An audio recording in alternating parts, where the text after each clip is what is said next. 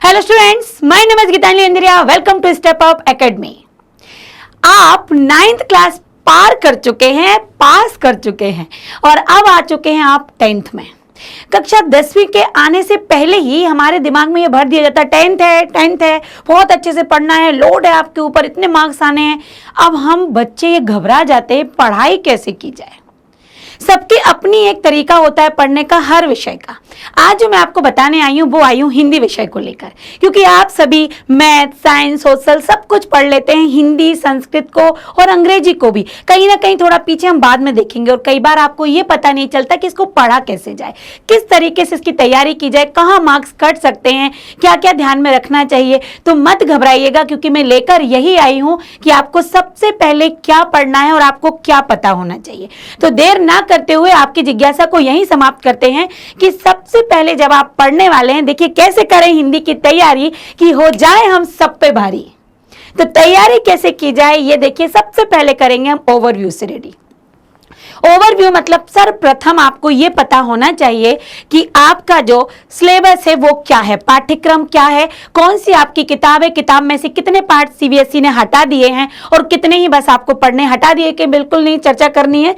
अब यहां से हम वहां पहुंचते, आपने ओवरव्यू देखा, आपने पाठ्यक्रम को वहां पर जाना कि इन सब के बारे में हमें जानकारी होनी चाहिए। सबसे पहले अपना पाठ्यक्रम अपने सामने रखिए, किताबों को उल्टाइए पलटाइए, कौन से पाठ आपको पढ़ना है, किस पाठ की तैयारी आप पहले करेंगे, गद्य खंड की या काव्य खंड की, ये सब कुछ हमको पहले ही अपने दिमाग में सेट कर लेना है। कुछ भी आप पहले पढ़िए, इससे कोई फर्क नहीं पड़ता, पर आपकी तैयारी के लिए आपका पाठ्यक्रम सिलेबस आपको पता होना चाहिए।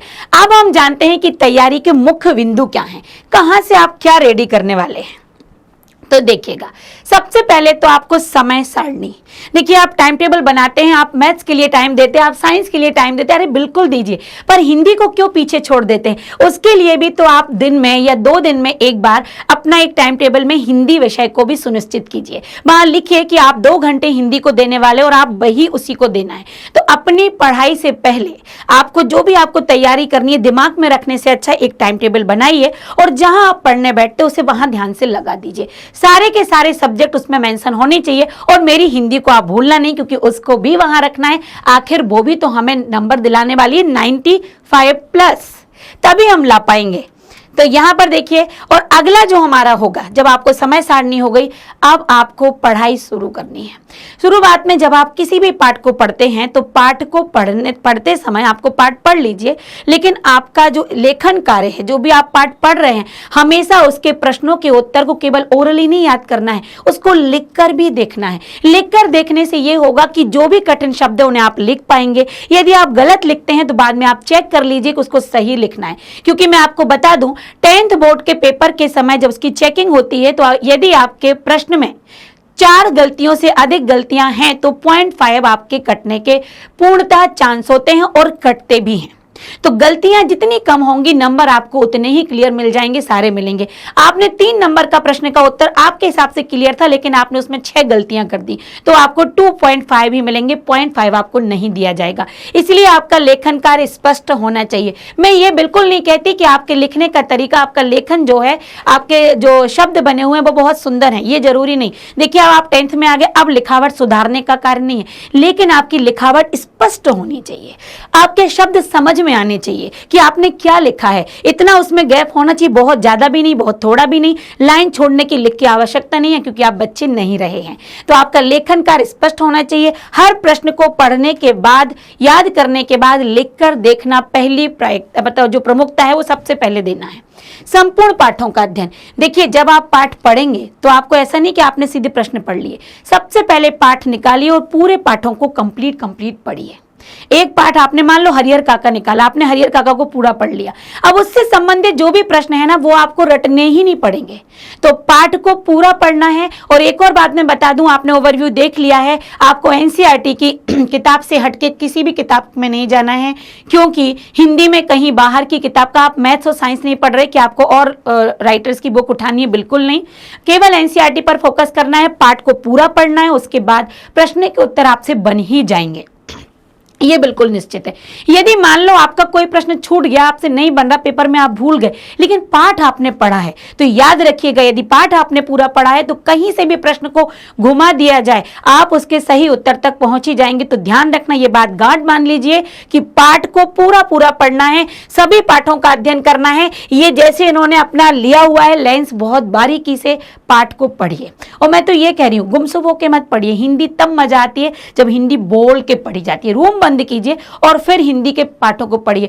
मैं आपको यकीन दिलाती हूँ क्योंकि मैं ऐसे ही पढ़ती थी। जोर से पढ़ेंगे, किसी की आवाज नहीं सुनाई देगी, पाठ एकदम क्लियर समझ में आ जाता है। फिर आप पूछ लीजिए मुझसे, प्रश्नों के उत्तर लिखवा लीजिए। तो बस पूछ लीजिए नहीं, लिखवाना है, लिखना ही है।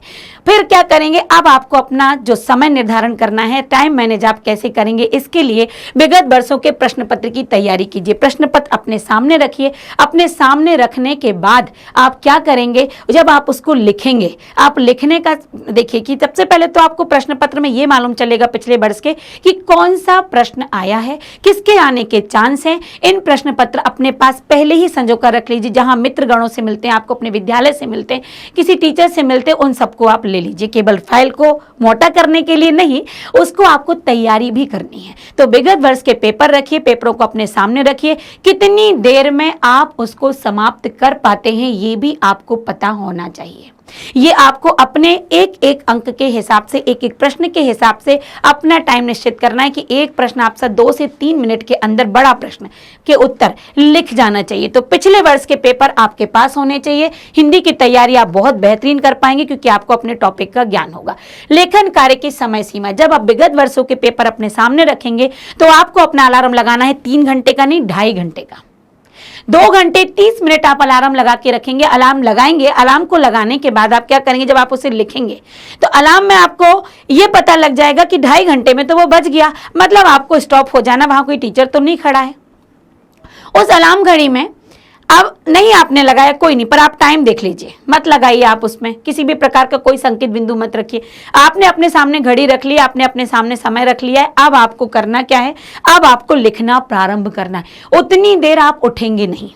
यदि उसमें से कहीं ये लगता है, अब आपको 2.5 घंटे, क्योंकि और 2.5 से यदि 10 मिनट ज्यादा भी जाता है, चलिए जाने दीजिए, पर आपके पास कम से कम 15 से 20 मिनट होने चाहिए कि आपने प्रश्न पत्र में कहीं कोई प्रश्न छोड़ा तो नहीं, कहीं ऐसा तो नहीं कि आपने पीछे उसको स्पष्ट लिखा, इसको आप कट करना भूल गए हो, कहीं आपने कोई सेक्शन या कोई खंड लिखना छोड़ तो नहीं दिया, रोल नंबर आपका सही है कि नहीं, कॉपी को आपने बांधा है कि नहीं। इसके लिए 15 मिनट आपके पास कम से कम होना चाहिए। इसलिए जब भी आपको टाइम दिया जाए कि 3 घंटे का पेपर, अपने लिए आपको 2.5 घंटे मानना है। लेखन कार्य की समय सीमा याद रखनी है। हर प्रश्न को, यदि छोटा प्रश्न हो तो आपका सेकंड में खत्म होगा, यदि 2 से 3 नंबर 5 नंबर का, तो 2 नंबर के प्रश्न का आपका 1 मिनट में हो जाना चाहिए। 3 नंबर का आपका चलिए 2 से 1.5 मिनट ले लीजिए। 5 नंबर के जो होते हैं उनमें हम 4 से 5 मिनट तक हम पहुंच जाते हैं। तो आपको अपनी, जब भी हम पेपर भी देते हैं ना, तब भी अपनी घड़ी हमारे सामने होनी चाहिए। उससे हमारे लेखन कार्य हमारा कितना जा रहा है ये हमें जानकारी मिलेगी। अब हमारे जो रचनात्मक कार्य आते हैं, देखिए ये भी आपको पता हो कि अनुच्छेद लेखन आता है, ईमेल भी आता है, सूचना संदेश, पत्र लेखन, लघु कथा, ये ऑप्शन में आते हैं। बिल्कुल आपसे 2 में से कोई एक पूछा जाएगा, सब नहीं आते, सबके लिए एक प्रश्न निश्चित होता है और वो ऑप्शन में होते हैं। अब आपको अनुच्छेद लेखन में एक और बात मैं यहां बताऊंगी कि अनुच्छेद, मान लो आपको दिया है परिश्रम का महत्व, इसके अंदर 4 पॉइंट दिए जाएंगे। मतलब इन पॉइंट के, इन बिंदुओं को एक साथ जोड़कर इनके अंतर्गत क्या बातें आपके दिमाग में आ रही हैं, सभी को एक साथ कनेक्ट करके एक अनुच्छेद बनता है। बच्चे क्या गलती करते हैं, जो पॉइंट लिखे हुए हैं वो पॉइंट के सामने उसका विवरण लिखते जाते हैं और उनको पॉइंट क्रम से देते जाते हैं। उसका क्या प्रभाव होता है आपको पता, यदि वो 5 नंबर का आता है और आपको 1.5 दिए जाते हैं, कारण ये क्योंकि 1.5 देने से आपको ये वहां पर बता दिया गया है कि आप अनुच्छेद के बारे में जानते नहीं हैं। अनुच्छेद पैराग्राफ राइटिंग में होता है, अनुच्छेद कभी भी पॉइंट में, बिंदुओं में नहीं दिया जाता है। तो ध्यान रखना, अनुच्छेद पैराग्राफ। ईमेल लेखन के लिए उसका प्रारूप आपको पता होना चाहिए, सूचना संदेश के लिए भी प्रारूप, इन सब के लिए अलग से आपके लिए वीडियो बिल्कुल मैं उपलब्ध करूंगी कि आपको पता हो कैसे लिखा जाता। पत्र लेखन, लघु कथा, कहानी ऐसी जो सार युक्त हो, सार से पूर्ण हो, और बाकी पत्र लेखन, ईमेल लेखन, इनके लिए प्रारूप चाहिए। अंक विभाजन क्या होता है ये जान लेते हैं कि आपके परीक्षा में किस प्रकार का अंक विभाजन होता है। तो आप देखिए कि आप जो पठित गद्यांश होते हैं वो आपके 5-5 नंबर के होते हैं, 10 नंबर के होते हैं, ऑप्शनल भी होते हैं। जो आपके यहाँ पर विषय बोध, भाषिक बिंदु ये भी पूछे जाते हैं, ये व्याकरण के लिए निर्धारित शब्द होते हैं। अब रचना के आधार पर जो आपके वाक्य आएंगे वो 4 नंबर के आते हैं। वाच्य भी पूछे जाते हैं, पद परिचय, अलंकार, इनके लिए ये सब 4-4 नंबर के होते हैं। वाक्य परिचय, वाच्य, पद परिचय ये सब 4-4 अंक के होते हैं। तो ये आपका हो गया क्षितिज से निर्धारित, जो क्षितिज पर आधारित पाठ है, क्षितिज कृतिका, संचयन, इन सब पर। क्षितिज पर जो आधारित पाठ है 5 नंबर का आता है। और विद्यार्थियों के जो और आकलन के लिए जो बहुविकल्पी प्रश्न पूछे जाते हैं ये 2 नंबर के होते हैं। फिर आपकी कविताओं पर, जो काव्य पर आधारित प्रश्न होते हैं वो इस तरीके, और कविताओं के आधार पर विद्यार्थियों का अवलोकन करने के लिए कई बार आपको प्रश्न घुमा के पूछ लिया जाता है। फिर इसके अलावा पूरक पुस्तिका, ऐसे ही संचयन और स्पर्श में भी सेम चलता है कि करीब करीब आपको 6 प्रश्न इस तरीके के आते हैं। तो लेखक के नाम भी आते हैं, इसलिए वो भी याद रखना। काव्य खंड में भी आपको इस प्रकार से विद्यार्थियों के काव्य बोध परखने के लिए 3 प्रश्न पूछे जाते हैं, जिनकी समय सीमा 25 से 30 शब्दों, मतलब जो शब्द सीमा है 25 से 30 होते हैं, और 4 में से 3 प्रश्न करने पड़ते हैं। तो आप समझ जाएंगे कि अगर 6 प्रश्न आ रहे हैं और आपने यदि 3-3 मिनट का समय दिया तो आप कितना समय दे पाएंगे उसमें। ऐसे ही आपकी कृतिका, पाठ्य पुस्तिका, ये तो केवल इसके लिए है कि आपको ये पता हो कि किसी भी विषय को जब हम पढ़ते हैं, यहाँ देखते हैं तो कितने कितने अंक विभाजित होते हैं। तो आप 120 विषय पर यदि आपको यहाँ पर संकेत बिंदु दिए गए हैं, तर्क आपको यहाँ पर देना है, अनुच्छेद लेखन देना है, वो 6 नंबर का दिया है। तो आप 6 नंबर में से यदि आपने पॉइंट में लिख दिया तो आप खुद सोच सकते हैं कि आपके नंबर कितने सारे कटेंगे। पत्र जो आता है वो औपचारिक, अनौपचारिक 5 नंबर का आता है, जिसमें प्रारूप पर डिवाइड होता है। आपका प्रारूप ऊपर 1.5 का हो जाता है, फिर 1 नंबर का, नीचे 2 नंबर के, फिर ऐसे 5 नंबर के में वो विभक्त होते हैं। तो आपको याद रखना है कि आपका कंटेंट आपने लिखा हो, कुछ भी लिखा हो, वहां पर लिखेंगे तो आप संबंधित ही वो 2 नंबर तो मिल जाते हैं, लेकिन 1 और ये 2 करके ये नंबर आपके कट जाते हैं। तो उन पर ध्यान रखना कि प्रारूप नहीं बदलना है। लेखन कार्य में स्वावृत्ति लेखन, मतलब अपना जो विवरण देना होता है वो भी 5 नंबर का आता है। वो विवरण आपको कैसे देना है इसका भी वीडियो मैं आपको उपलब्ध कराऊंगी। साथ ही जो शुभकामनाएं पत्र होते हैं ये भी आपके आते हैं, और ये भी आपका ये 4 नंबर का आता है। संदेश सूचना जिसे कहते हैं, उसके लिए भी प्रारूप निश्चित होता है। बस मैं आपको ये बताना यहाँ पर चाह रही थी, ये बताने की मेरी कोशिश थी कि आपका ये पूरा तरीका है पढ़ने का कि आपको पाठ्यक्रम पता होना चाहिए, समय निर्धारण, लेखन स्पष्ट होना चाहिए, आपको अपना अंक विभाजन भी पता होना चाहिए। यदि ये पूरी बातें अपने दिमाग में रखते हैं तो ये बिल्कुल निश्चित है कि आपके 90, मतलब मैं तो कहूंगी 95+ हिंदी में आने से कोई नहीं रोक सकता। 100 नहीं बोलूंगी क्योंकि ये लिटरेचर है। तो अभी के लिए आपको मैंने इतना समझाया। अब जो जो बिंदु इसके रह गए उसके लिए अगला वीडियो, जो भी वीडियो आएंगे वो अलग अलग आएंगे। इस तरीके से पढ़ाई करते हैं और इस बार लाते हैं हम 95+। Thank you so much.